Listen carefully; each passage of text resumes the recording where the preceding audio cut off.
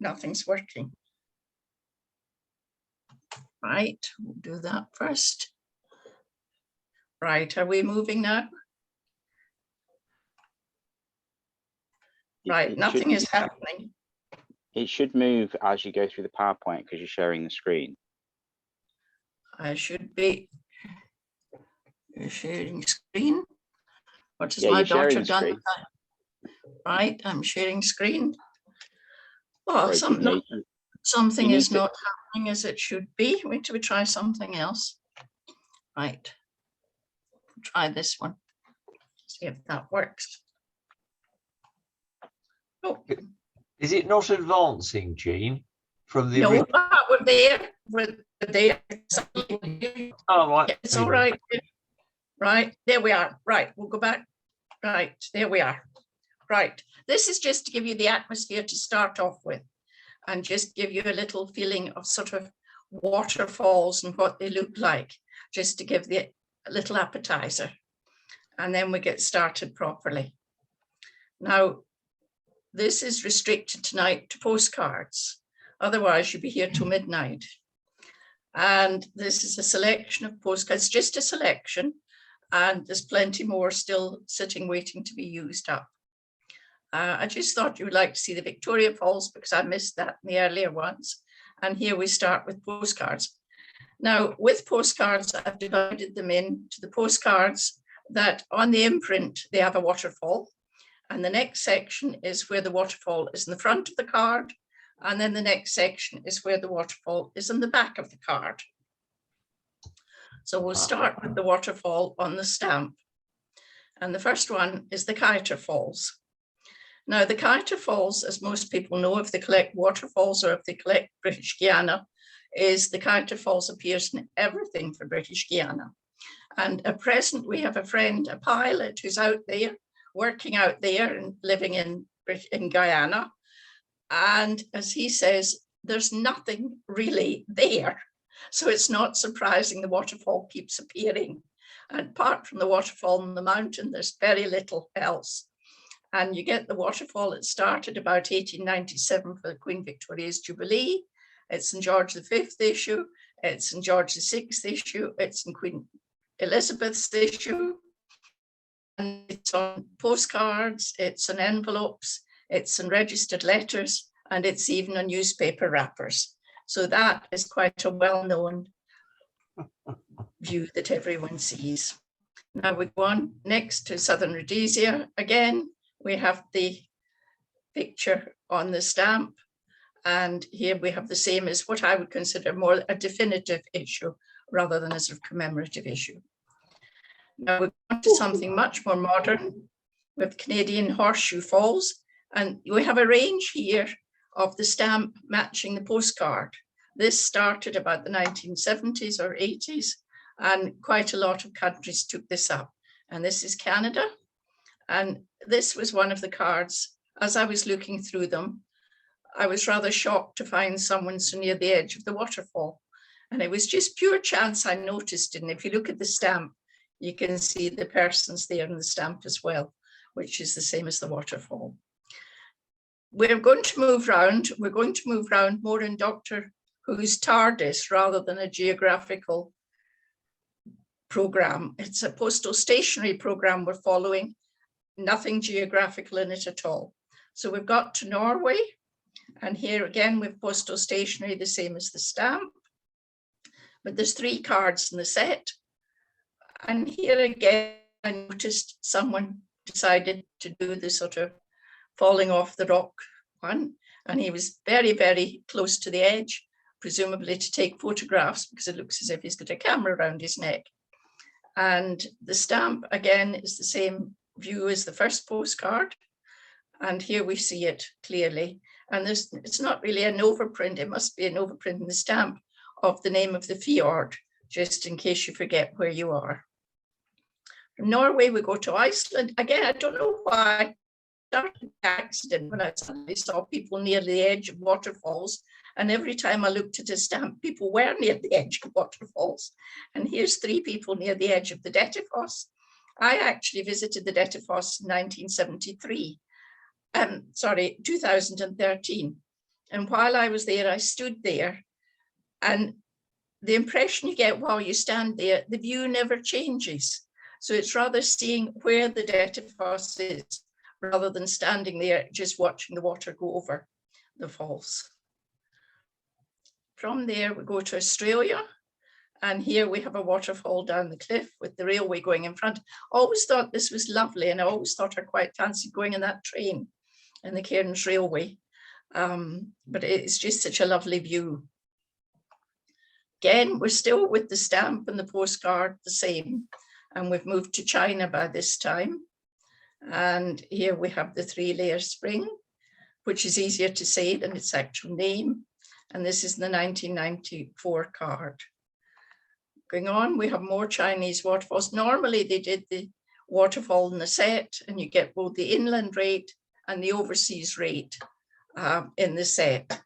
And it used to be a series of 10 postcards, and I used to buy 10 postcards, rush through them. We got them quite cheaply. Someone was selling them off nearby in Croydon at the time. And I used to buy a set, rush through, find one waterfall, and then try and get rid of the other 9 cards. But it's amazing how often there was one waterfall in each of the sets of 10, but a different waterfall each time. Ecuador is the next one, and we've moved to Ecuador.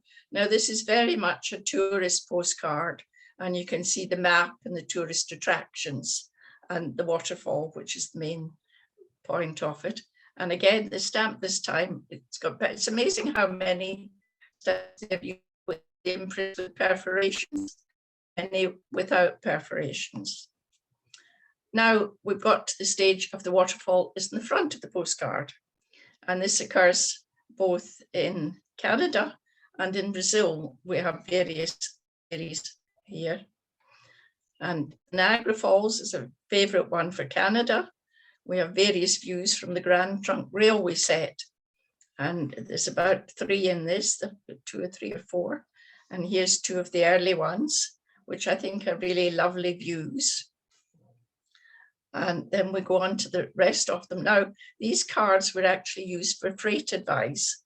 And if you look at the top right-hand corner, and you'll see on the back of the postcard, it says freight advice, where the imprints really come through a little bit, but it's really quite hard to see, but you could see it there. And these are very, very useful. You often find these cards used, but I just think they're lovely cards. Now, Brazil, they also have cards, and this is one of the cataracts. And recently it's been used as a favorite swimming spot. And it was rather nice to show you the picture of people going swimming. And you can see how it's sort of changed over the years from 1934 when the original set was produced. Now the set was produced and it is about 6 waterfalls in the set out of the 38 views. And here they are. It's quite a rare set. And rather than go through each view singly, I thought it was easier just to show you all the views together. And this is 5, with the Gueri Falls being one of the larger. I think it was really the largest waterfall at one time before it was attacked for power. Austria, another couple of odd waterfalls here. Now, these sets always have another range of views. So it depends what your collecting interest is, whether it's worth going through the list. It's very, very hard to find postal stationery, particularly in this sort of area, because you've got to go through reams and reams of lists just of the various views. Views are normally very well described, and you never know if there's a waterfall or some other interest you have. Now, this is one of my favorite postcard, and I think this was produced by the Visitors Bureau at Kashmir. It's quite a rare card, and it was purely by chance. A dealer happened to have it. I jumped on it, and it wasn't until it's been in my collection for some time I realized just quite how rare it was. But it's rather nice. The waterfall isn't very large, but I'm not worried about that. It is a waterfall postcard of 1937. Now, this is rather interesting in Switzerland. In 2003, Switzerland set up a new service. Now, this new service was to be able to send postcards sitting on your computer at home. you could send postcards from Switzerland to your friends so that they thought you were having a Swiss holiday. Whether many people did or not, I don't know, but this was one that was sent to me knowing the person wasn't in Switzerland. And this is one of the views that you could select. They had a range of views you could have, and this is the one with the waterfall on it, and that's in 2003. Now, they continued with this idea, and my friend sent one of the photographs I had of the Postal Falls, which I wanted to get in a postal stationery item. And we posted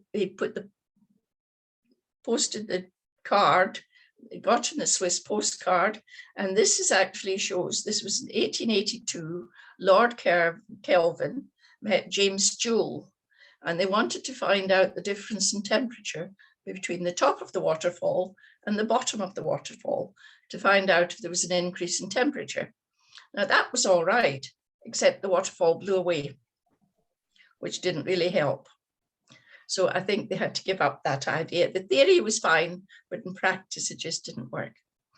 Now, still with the Swiss postcards, this was another one that was specially done for the waterfall at Fido, which is very like the postcard. There is a postcard like this, a postal stationery card, and it's almost exactly the same.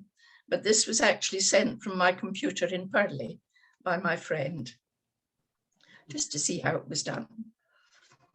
Another postcard they produced was this postcard, which was a waterfall postcard, which was all right, except they didn't know where it was.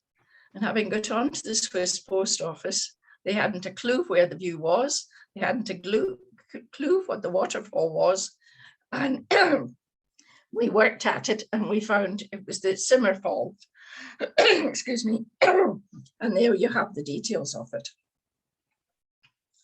Now, after this, there was another one produced. They changed the actual imprint, and we have a sunflower now. And this is again one of the views they had. And then we go on, and gradually they decided the large postcard was very bad for going through the post. And as the large postcards went through the post, they got damaged. So they decided it was time to reduce the size of the postcard. And here's the reduced postcard, again with the same view as the previous one, but it's reduced in size to make it much easier for transport through the post. And then one of the last ones that I have is the one where the picture in the front, and that's not my hand, it was the hand on the postcard, is exactly the same as the imprint. So they've got back to the stage of the imprint and the postcard front being identical. And this is the small size postcard. Now, having seen the last one, which was the picture on the opposite side from the imprinted stamp, we've moved on to the picture of waterfalls on the reverse of postcards, or the other side, it's easier to say. In New South Wales, we have the Katoomba Falls and the Hornsby Lighthouse. And this is a printer's proof of a composite essay for the idea of having cards. And you'll see in a minute when I go on to the next one, the idea was to have Christmas greetings cards and New Year greetings cards in 1898. Now there's a range of about 19 views in this set, and there's several waterfalls, and the Katoomba Falls is one of the waterfalls. And we go on, we have 3 cards, and we have penny cards, and we have them with Christmas greetings, or that's the 2 for New Year greetings. And you can see the colors different in the 2.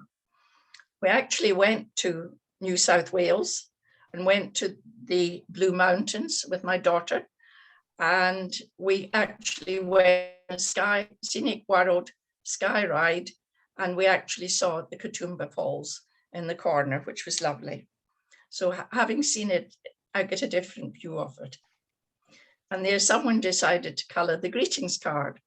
And this is one of the many greetings cards of Katoomba Falls, because you can plate all the different ones, the slight variations from one card to the other. And that's a hand-coloured one. Now, still in New South Wales, here we have the railway cards. There was railway cards produced from about the early 1900s. And this is one showing the Katoomba Falls. And unfortunately, the stamp is not in the bottom, the imprint is stamped. So whether they decided to do that in case they missed the square or not, we will never know. But I'm sure some railway enthusiast will be able to correct me on something.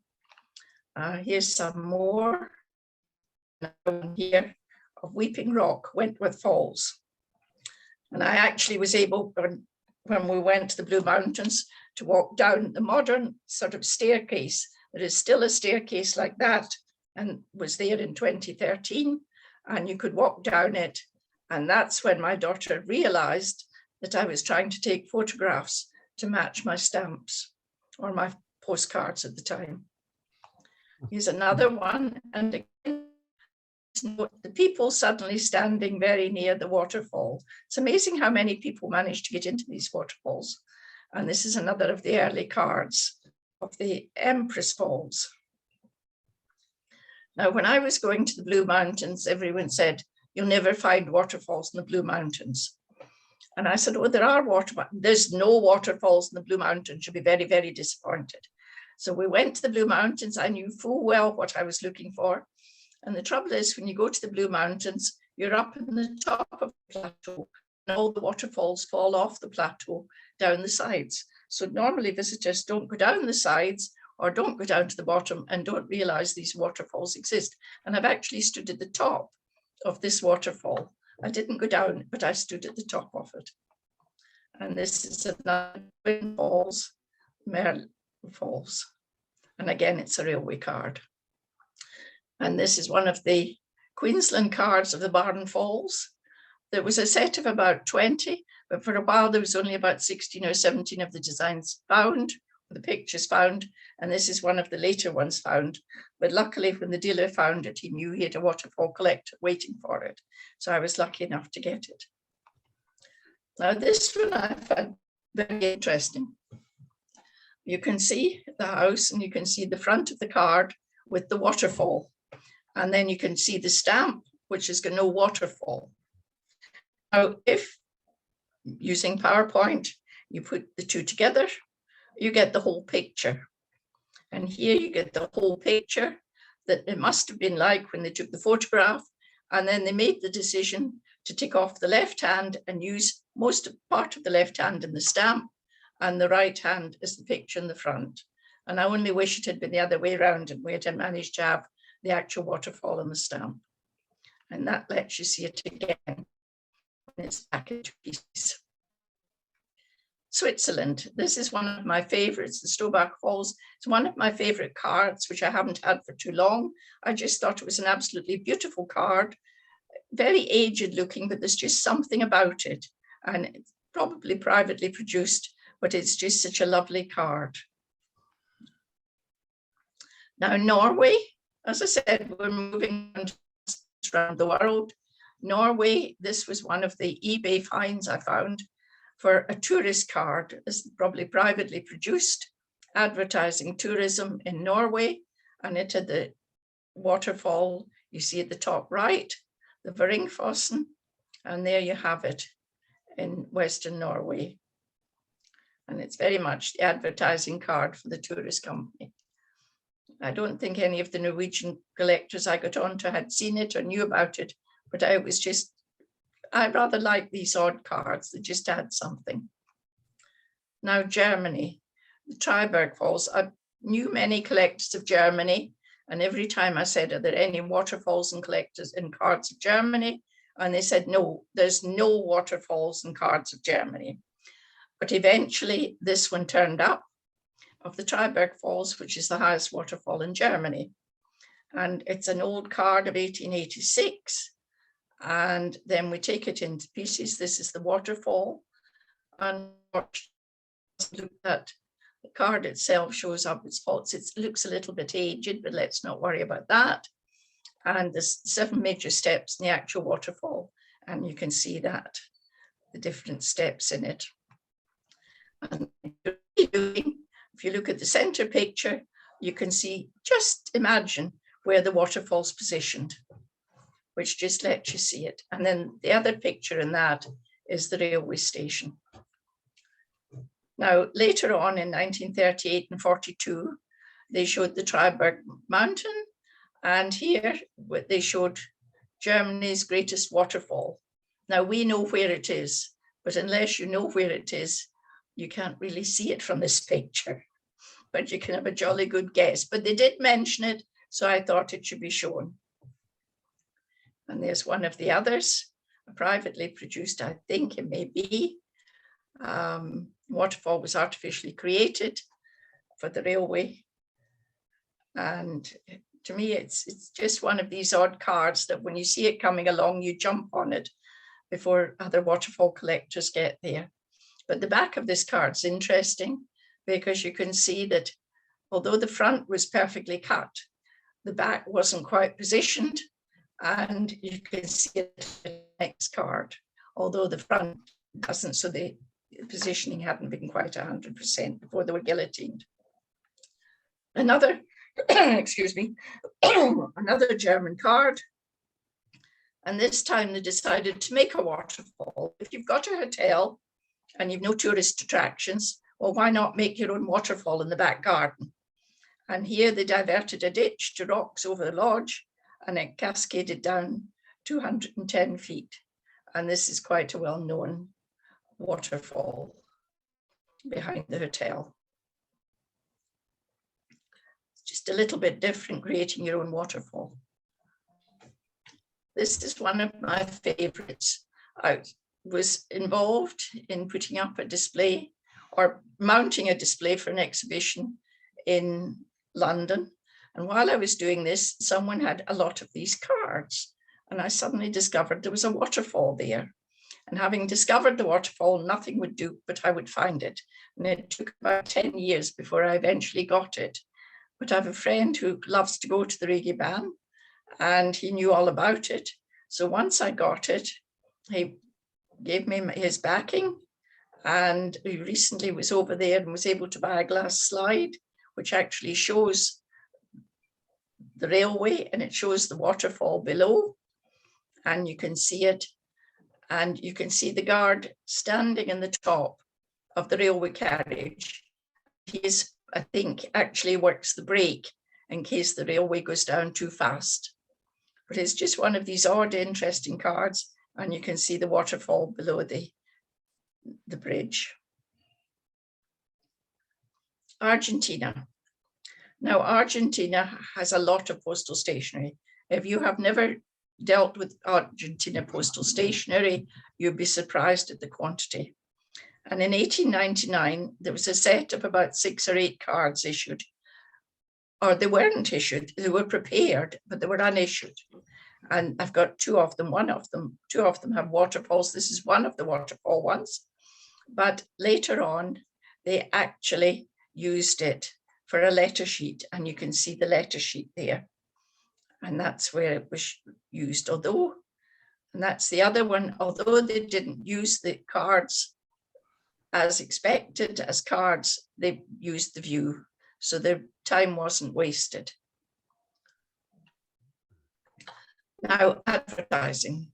There's a lot of advertising you can get. Doesn't matter what you collect, you can find it in adverts somewhere along the line.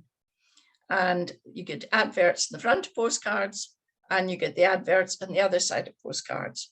So we will start in the front of postcards, and we have what's called mega postcards, and the cheap postcards have the cost of a regular postcard, and the writing space is available on the address side of normal postcard, and the advert is, as you see, on the address side. And this is one showing waterfall. The rate of advertisement is very cheap, and many cards are produced. So there's loads of these. And I do know someone who actually got one for their copper collection, and it was shown recently at 2022. So if you hadn't seen one of these cards, you've had your eyes shut, because I think they'll be everywhere. Doesn't matter what you collect, I'm sure you'll find a Mega Duke card for it. And here's one of the other ones, the wettest place on earth. Now, some people might say that's maybe not the wettest place on earth. They can compete with that. But as far as they're concerned, they think it's the wettest place on earth. This one's quite interesting. I had this card for many, many years, and then I suddenly looked up Goodrich and discovered that they had produced a rubber ball, a large rubber ball, suitable for an occupant. And on the 4th of July, the occupant who had designed the rubber ball went over the falls in the rubber ball, but luckily he survived. So I think that's why we have a card with them advertising and showing supposedly Niagara Falls. But it's very good to know that he actually survived in his rubber ball. Now, China has got a great range of adverts. You can get anything in adverts for China. And we can have cigarettes, we can have furniture, I'll go through them in a minute, beer. And if anyone is collecting pigs and stamps, not that anyone would collect pigs and stamps, you can even get cards that show pigs. And I'll go through them here. We start, there's one of the cards for the Year of the Pig, and it's advertising cigarettes. And if you collect sunflowers, there's an opportunity, or even other flowers, I'm not quite sure what they are. Now from cigarettes, we go on to cabinets. And here we have another, it's the same as one of the waterfalls we saw before. And you can see the cabinet positioned in front. Again, it's for the Year of the Pig. And I always thought that was quite a nice card. Pneumatic parcel sorting machines. Here you have a pneumatic parcel sorting machine. Whoever collects that, I'm sure you've got a place in a thematic collection for a pneumatic parcel sorting machine. An unslung conveyor. Someone's bound to have one of these. And you've got lorries and vans as well. So this is just something a little bit different. That's the Year of the Tagger for that one. And toothpaste, that's another one. I know BBC, when advertising came to TV, the first advert was for toothpaste. And it comes up competition after competition. Well, this is advertising toothpaste in the Year of the Tagger. It's a couple of types. Now this one, again, is a fictitious waterfall, but I think it's probably reminiscent at some stage of Niagara Falls, and it's for newspapers. Not saying that their content's fictitious, but their waterfall's fictitious. Pharmaceuticals. Pharmaceuticals with waterfalls as the background. We have everything with waterfalls as the background, and that's the Year of the Rabbit. And this one I always like because it's got so much food in it and it looks such a busy advert. And it's the rice bowl that's advertised, and you can see all the rice products.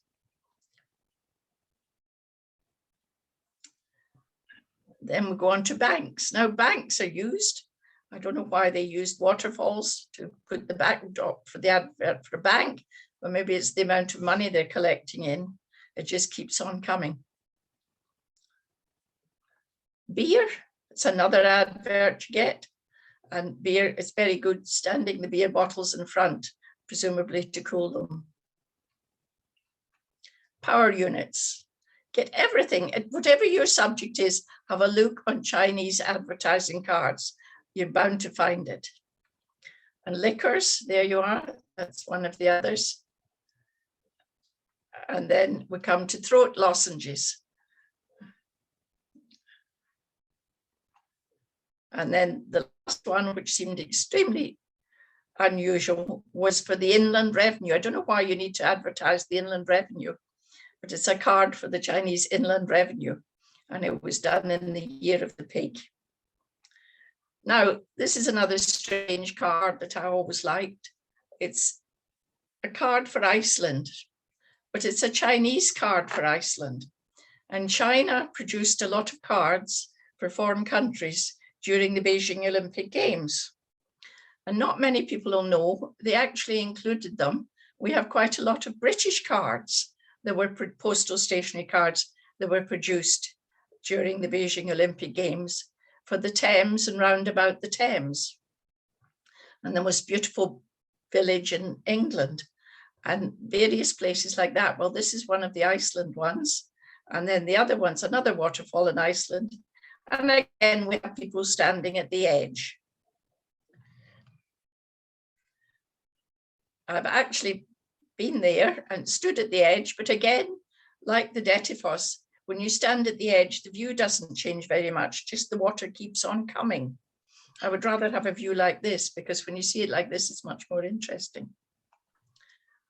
Japan. Now, Japan, I find, is a very good country. It's very, very hard to find waterfalls on cards in Japan. And there's several people that used to beat me to it.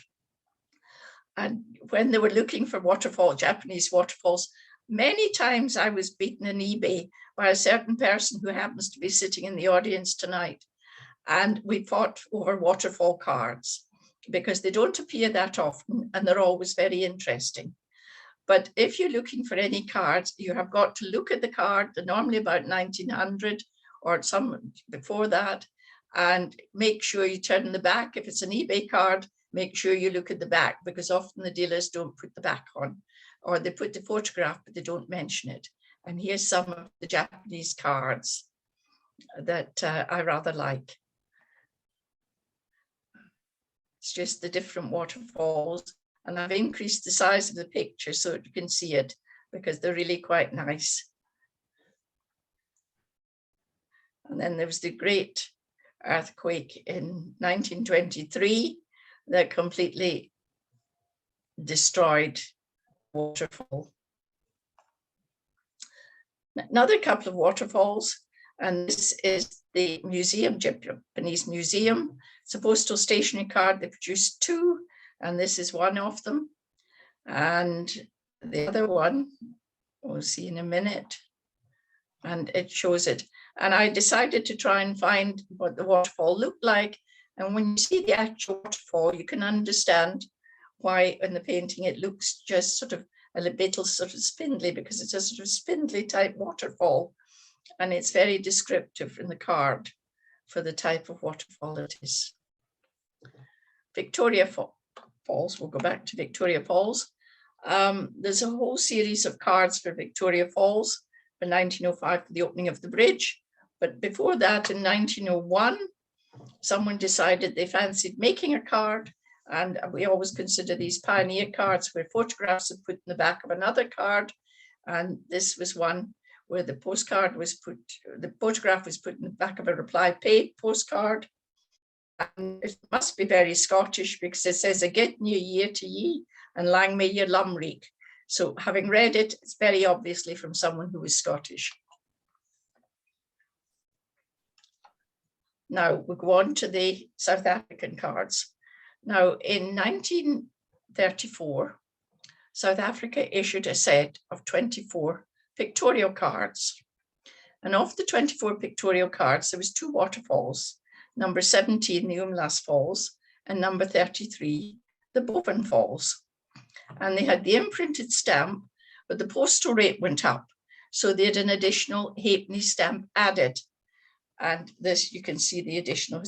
And my expert in South Africa said he's never without the extra added stamp. Now we go on to this. Now this is very interesting, because this was part of a set, and they were numbered from 1 to 36, but there was only 24 cards in the set. And they started 1, 2, 4, 5, as you can see, 8, 9, and you have number 17, the Umlas Falls, and you have 33, the Falls of Waterfall Boven. Now, all the other sets round about this time, earlier and later, are all consecutively numbered. And this is the only one with 24 views, but up to 36 numbers. And it always remained a mystery, and no one knew what the mystery was. Now, one day, one Saturday morning, Crawford and I went down to a stamp fair in Purley. Now, you've all done this, go down to the local stamp fair, you find half a dozen dealers there. You don't expect to buy anything, but you expect to spend £5 to £10 just as a matter of principle, just to support the fair. And you expect to come home with something that you're not quite sure you really want. So we both went down, and when we were down there, one of the dealers said to me, "Oh, I have some waterfall cards, postcards." And I said, "Oh," I said, "they're not postal stationery." No, they're just ordinary postcards. So I looked at them, and one was the Umlas Falls and the other was Waterfall Boven. And I thought, oh, that's quite interesting. At 50 pence each, I'll buy one of each, and then it'll help me make up a page. So I bought the 2 cards, and that was about all I bought, and came back to the house. And just as I came back to the house, my daughter was there with her friend. They were both about 15. And the friend said, "What have you bought? What have you bought?" And she was 14. And I said, "Oh, I bought 2 postcards." And she said, "Why did you buy these 2 postcards?" And I said, "Oh, because I want to put them with 2 I have to make up the page." And I took her into the dining room, hauled out my album to show her the postcards I had. And this is what I found. That the postcard was identical to the postcard in the Postal Stationery set. And I couldn't believe it. And I looked at the other one, and it was identical to the Postal Stationery set. And I'll go back here. And what had actually happened was the 2 postcards I bought were produced for the British Empire exhibition in 1924. Both postcards were in the same set, and a set was produced in the exhibition by South Africa, and they sold them at the 1924 exhibition, a set of 36. And when it came to the 1934 cards, Post Office decided to go back to the South Africa set of 1924 and said, "We will have numbers 1, 2, and there you see the numbers. We'll have 1, 2, 4, 5, 8, 9, 10. On the left-hand side is the listing for the Wembley exhibition.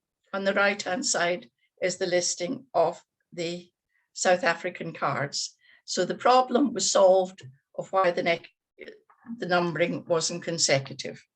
And it must have been about the mid-90s that we by chance discovered it. And it was purely by collecting Waterfalls, and all the specialists had missed it completely. And this is one case where a thematic collector can do more for philately than some of the specialists. So they normally think we just collect pretty pictures. Well, so we do, but they can be useful at times. And then another one, Transvaal this time, and it's a Christmas card, and it's from the National Botanic Gardens. And here you can see the waterfall at the side. And it's nice to see it in a Christmas card. And then, especially for Charo, we have postcards with patent applied for. And you have patent had been applied for down the side of the picture. And that was in 1893. And earlier, we have it not applied for, so up back. And there you can see it, patent applied for. And then you can see that prior to that, before they worried about whether people were reproducing their photographs, they hadn't bothered with that. Now, we're going now. This is about the last in the card you'll see. And what I liked about this was the idea of Cecil Rhodes having said, the passengers have to be close enough to the train to feel the spray from the main falls. So if you do go to Victoria Falls, expect to feel the spray if you go in a train. Thank you very much. Thank you very much, Jean. At the very end. Okay, thank you very much. Okay, I rather liked lots of those cards. It really was some. Stop really sharing. There we are. Okay, there was some really quite exciting